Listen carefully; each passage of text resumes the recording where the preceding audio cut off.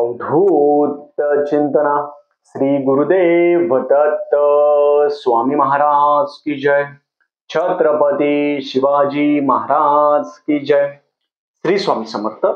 आज मी आपल्याला व्यंकटेश स्तोत्र संस्कृत आपण जे अनुष्ठान केलेलं आहे, 1 दिवसाचं अनुष्ठान असेल, 3 दिवसाचं अनुष्ठान असेल, 7 दिवसाचं अनुष्ठान असेल, 21 दिवसाचं अनुष्ठान असेल, तसं उद्यापन कसं करायचं हा खूप जणांचा प्रश्न होता।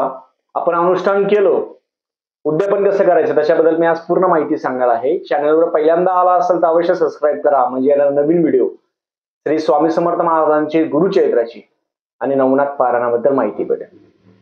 सगळ्यात पहिले अनुष्ठान करणं सोपं नाहीये। अनुष्ठान जर आपलं मन पक्का असेल आणि बालाजी महाराजांची जर इच्छा असेल तरच आपण अनुष्ठान करू शकतो। एक रात्री जागणं म्हणजे सोपं नाही। आणि आपण 3 दिवसाचा पहिल्या दिवशी केला असेल, दुसऱ्या दिवशी असेल, तिसऱ्या दिवशी असेल, आपलं 3 रात्री अनुष्ठान झालं किंवा 1 रात्री अनुष्ठान जर झालं तर चौथ्या दिवशी सकाळी काय करायचं? बालाजी महाराजांना तांदळाची खिचडी, तांदळाची खिचडी असेल, तांदूळ असेल त्याची खिचडी, साधी खिचडी करायची, तिखट नाही, साधी खिचडी, खडी साखर, काही फळं असेल ते, बालाजी महाराजांची आरती करायची, व्यंकटेश स्तोत्र म्हणायचं परत, आणि आरती करून आपण उद्यापन आहे ते उद्यापन आपण साधं सोपं करावं। ब्राह्मणाला शिदा, दक्षिणा, वस्त्र असेल ते द्यावं। आपण कोणतंही गुरुचरित्र पारायण असेल, नवनाथ पारायण असेल, आपण कोणतीही सेवा केल्यानंतर त्याचं उद्यापन करत असतो। तर असंच 1 दिवसाचं किंवा 3 दिवसाचं व्यंकटेश स्तोत्राचं अनुष्ठानाचं आहे त्याचं पण उद्यापन करावं। 1 दिवसाचं केलं असेल तरी पण ब्राह्मणाला शिदा, दक्षिणा, वस्त्र देऊन टाकायचं आणि तांदळाची खिचडीचा नैवेद्य दाखवायचा आणि नंतर ती जी पूजा आहे ती चौथ्या दिवशी पूजा उचलायची। लक्षात ठेवा, म्हणजे 3 रात्री आपली सेवा झाली, आपण आज रात्री केली, उद्या रात्री, परवा रात्री, तर जे परवा रात्री झाल्यानंतर जो चौथा दिवस उगवतो त्या दिवशी सकाळी आपण नैवेद्य आरती करायची। तांदळाची खिचडी असेल, वडे जमले तुम्हाला तर वडे करा, तांदळाची खिचडी, वडे, खडी साखर, फळं हे दाखवायचे, नैवेद्य दाखवायचा, आरती करायची, पंचफणस करी बालाजी महाराजांची किंवा शेषाचल अवतार तारक तू देवा, या 2 पैकी कोणती पण एक आरती करायची। आणि ते केल्यानंतर चौथ्या दिवशी आपण ती पूजा तशीच ठेवायची। 5व्या दिवशी आपण जी पूजा आहे ती उचलू शकता। 5व्या दिवशी उद्यापन आपण 3 दिवस करणार आहे। ह्या 3 दिवसामध्ये आपण जेव्हा अनुष्ठान करतो तर ब्रह्मचर्याचं पालन करायचं। लक्षात ठेवा, ब्रह्मचर्याचं पालन करायचं। तुम्ही जर उद्यापन करणार असाल तर उद्यापन करताना ब्राह्मण नाही भेटला तर मी माझ्या स्क्रीनवर नंबर देईल, त्याच्यावर तुम्ही संकल्प करून तुमचं नाव असेल, गोत्र असेल ते पाठवून तुम्ही दक्षिणा आहे ती मला पाठवू शकता, काही प्रॉब्लेम नाही। आपण जे तुम्ही पाठवले दक्षिणा आहे ती आपण गाणगापूर असेल, महादेवची तिथं असेल, अन्नदानासाठी वापरतो। उद्यापन प्रत्येकाने करावं आणि मनामध्ये भीती ठेवू नका। व्यंकटेश स्तोत्र तुम्हाला वाचायचं आहे ना तर व्यंकटेश स्तोत्र अनुष्ठान करायचं, त्यासाठी रोज तुम्हाला व्यंकटेश स्तोत्र वाचावं लागेल संस्कृतमध्ये।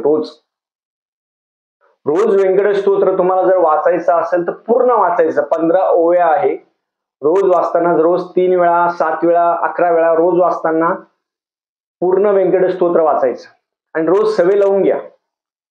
पहिल्या वेळेस तुम्हाला जड जाईल पण रोज सकाळी असेल, संध्याकाळी असेल, जर तुम्ही कंटिन्यू वाचत गेले तर तुम्हाला त्यातले उच्चार येतील, उच्चार स्पष्ट होतील। आणि आपली अनुष्ठान करताना काय होतं, आपण आता 51 वेळा वाचला असेल, 21 वेळा वाचला असेल, नवीन आपण वाचतो, हळूहळू वाचतो, नंतर आपल्याला जीवावर येतं, आपल्याला वाटतं कधी संपतं, तसा विचार नाही करायचा।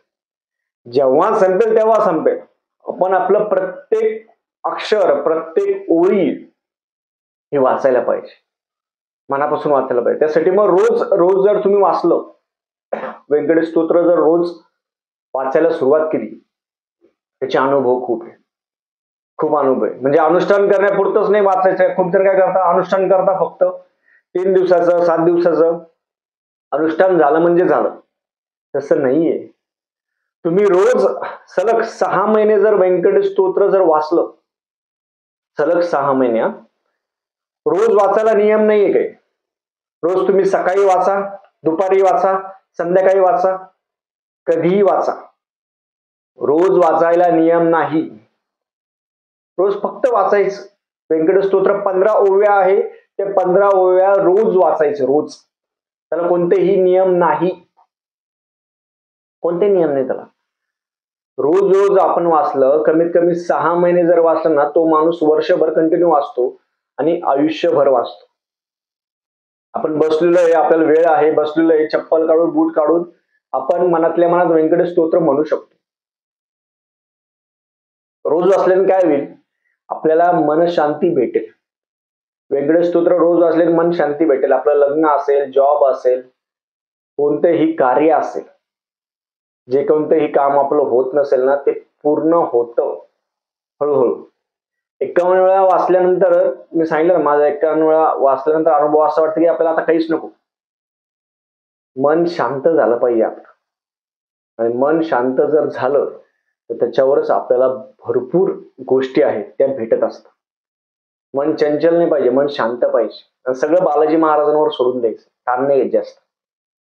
म्हणून तुम्ही कोणतेही बघा, आर्थिक प्रॉब्लेम असेल, भूत बाधा काही असेल, आर्थिक प्रॉब्लेम, भूत बाधा, लग्न जमत नाही, संतान, या सगळ्या गोष्टीवर एकच उपाय येतो, व्यंकटेश स्तोत्र संस्कृत हे वाचायला पाहिजे रोज. तुम्ही रोज रोज रोज वाचल्यानंतर त्याची प्रचिती तुम्हाला हळूहळू येत असते, एकदम येत नसते. हळूहळू प्रचिती येते आणि ती प्रचिती आल्यानंतर तुम्हाला त्यातून ते आपले जे काम आहे ते होत असतं. प्रत्येक शुक्रवारी आपल्या घरी बालाजी महाराजांचा फोटो असतो. प्रत्येक शुक्रवारी बालाजी महाराजांना हार घालावा. प्रत्येक शुक्रवारी बालाजी महाराजांची आरती करावी. सुरू करून द्या सगळ्यांनी आता, जे अनुष्ठान करतात त्यांच्यासाठी. प्रत्येक शुक्रवारी बालाजी महाराजांची आरती करायची, तांदळाची खिचडी करायची. बालाजी महाराजांची आरती सकाळी करा, संध्याकाळी करा. प्रत्येक शुक्रवारी आपण करावं. त्याचं पण खूप महत्व आहे. बालाजी महाराजांना काहीच लागत नाही हो जास्त. तुम्ही तांदळाची खिचडी करायची, खडी साखर, फळ दाखवा, झालं.